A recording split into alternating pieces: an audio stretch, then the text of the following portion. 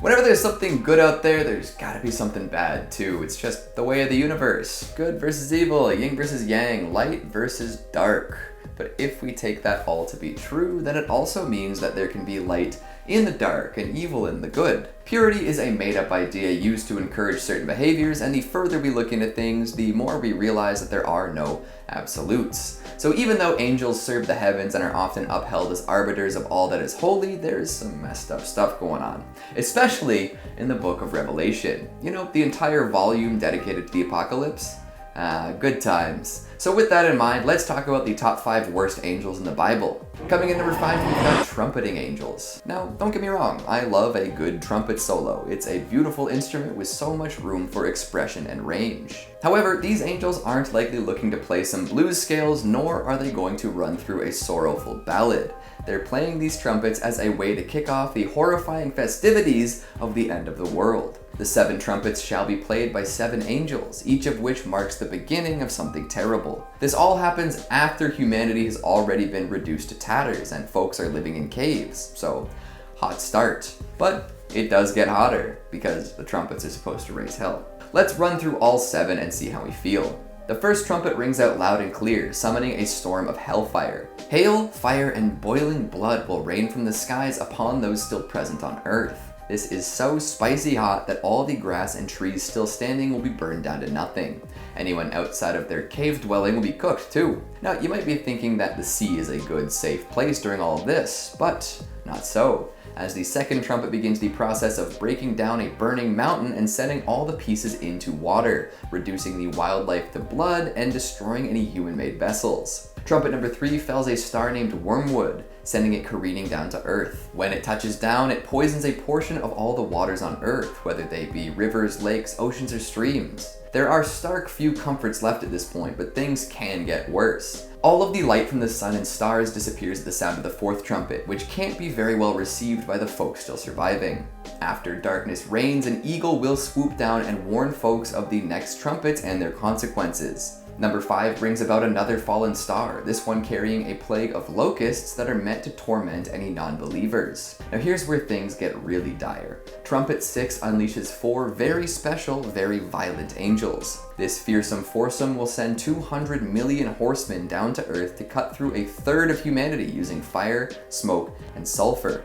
Holy smoke, they're not messing around. Worse yet, their horses barely resemble anything equine. They're chimeric abominations with heads of lions, snake-like tails, and horrible breath. Lastly, number 7 kicks off a brand new set of tortures for those who remain on Earth, led by another set of awful angels. Let's talk about that in the next entry. Coming in number 4, we've got the 7 bowls. The trumpets were just a warning, a sign of things to come. And while the angels who played these deadly instruments are bad, the angels in charge of these heavenly bowls are so much worse. Plus, they look like they're bringing down holy offerings, which gives folks false hope before realizing what's actually going on. So 7 angels take up 7 bowls or vials or whatever vessel you can imagine and bring the contents down to Earth. They then begin pouring whatever's inside down upon the ground, and then things go really sour.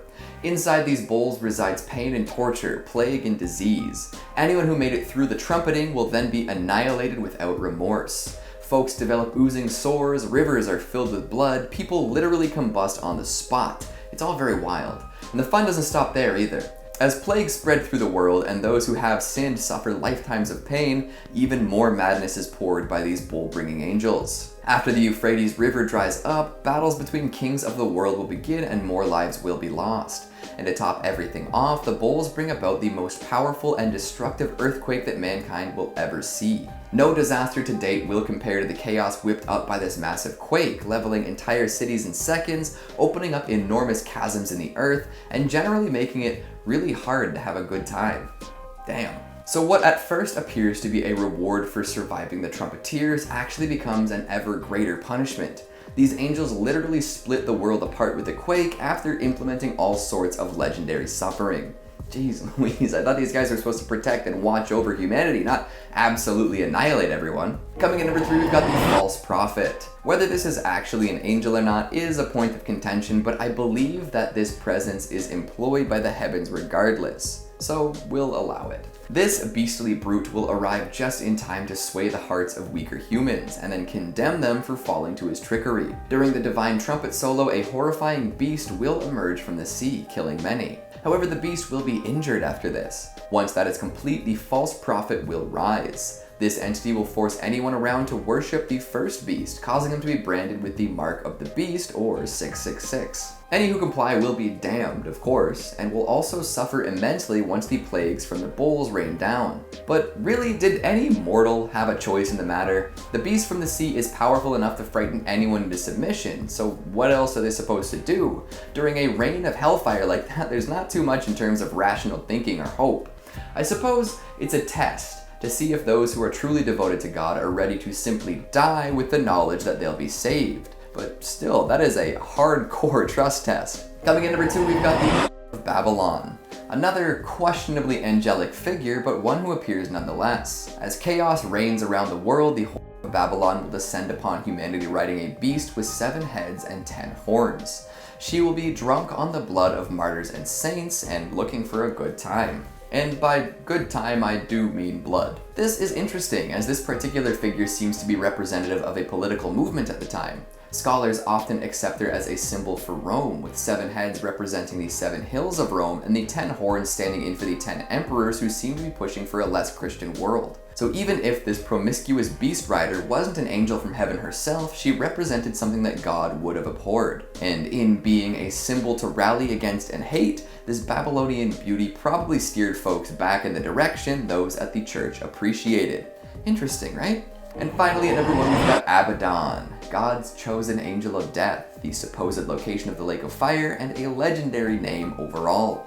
This figure is said to have released the locusts mentioned earlier. A swarm of locusts probably isn't that bad in the grand scheme of things. They can block out the sun and eat all your crops, but that is a minor setback. However, Abaddon's locusts, that's a whole other story. These hellish insects are ready to go to war.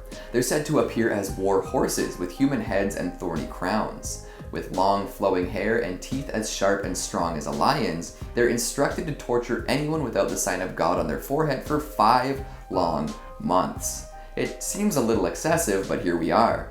This is an angel who's all about cleansing the world of impure people through death, and the fact that he also commands these hordes of nightmare bugs only serves to intensify his wicked reputation. If there's an angel better known for cruelty and unforgivingness, let me know. But for now, we'll let Abaddon top the list. I hear there's a hotel somewhere that shares his name. I wonder what it's like. So there you have it. I've scoured the tomes, scrubbed through the texts, and found some particularly petrifying angels mentioned in the holiest of holy books. I'm sure there are more, but hey, we've only got so much time before they come for us, right? So, what'd you think of the list? Do you agree with my picks? Are there worse celestial beings in the book? Make sure you let me know down in the comments. Speaking of comments, let's take a look at some of your more wanton ones from the top 5 angels that turn into demons. Matthew Williamson says, Adramelech brings a whole new meaning to The Devil Wears Prada. Boy, does he ever. I wonder if he's ever selected cerulean for the big guy's wardrobe. Lone Ronin says he appears either as a humanoid peacock or a humanoid mule, or a combination of the two. So either way, he is a preening jack. Very clever. Be careful what you say though, a demon might take offense. Locke the Fox says, I resent the association of Furfur with Vulpine. It's vicious slander. Take it up in court. Charlie Golden says, kinda weird, but honestly I feel like I could hold a pretty good conversation with all of them. Seriously though. I don't doubt they've got lots to say, just don't agree to any upcoming plans, and for God's sake, don't make any deals. And that's all the time we have for today. I'm going to switch out my regular shampoo for Nair and see what happens. Thanks for watching, and I'll see you next time. Can you hear the bus driving down the street? It is very loud. Now it's going away.